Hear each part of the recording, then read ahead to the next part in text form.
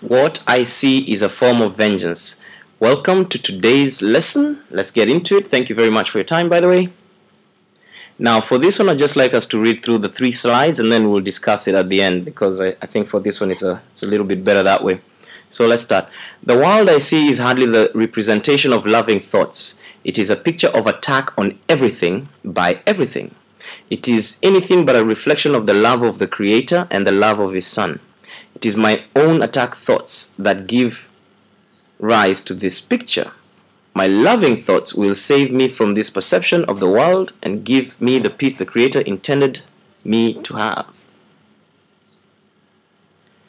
Today's idea accurately describes the way anyone who holds attack thoughts in his mind must see the world.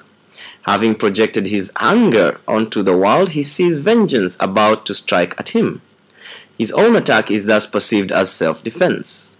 This becomes an increasingly vicious cycle until he is willing to change how he sees. Otherwise, thoughts of attack and counter-attack will preoccupy him and people his entire world. What peace of mind is possible to him then?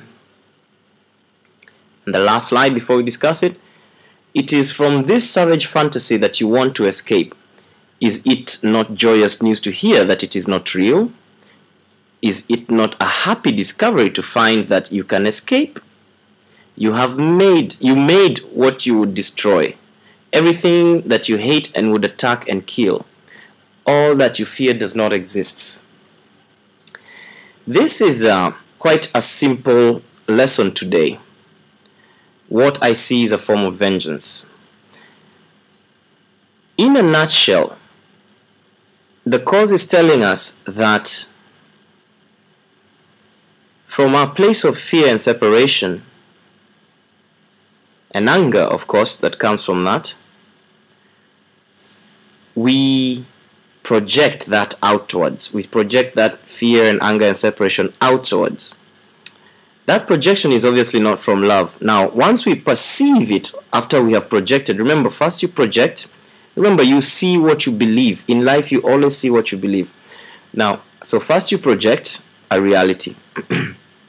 And to you, as you go about your day, it looks as if the reality was there without you, independent of you. But in any case, this reality that is projected comes from a place of fear, separation, threats, and all that. So in other words, it's an angry world. It's a fearful world. Okay? And it's trying to attack you from your perspective. Remember, your anger projected, and then you perceive it, appears to you as if the anger is coming from outside, coming to attack you. And therefore, you have another thought, which is now, let me defend myself against this attack that I've perceived. So you project even more anger, and of course you perceive it, and you think that it's coming from outside. So you get into a vicious cycle, okay? And today's lesson is simply reminding us that because of this vicious cycle, what we see is a form of vengeance. You know, remember the attack and then the counter-attack in so-called self-defense, and then the cycle continues. But the saving grace here is that all that you fear does not exist. Yeah? All that you fear does not exist.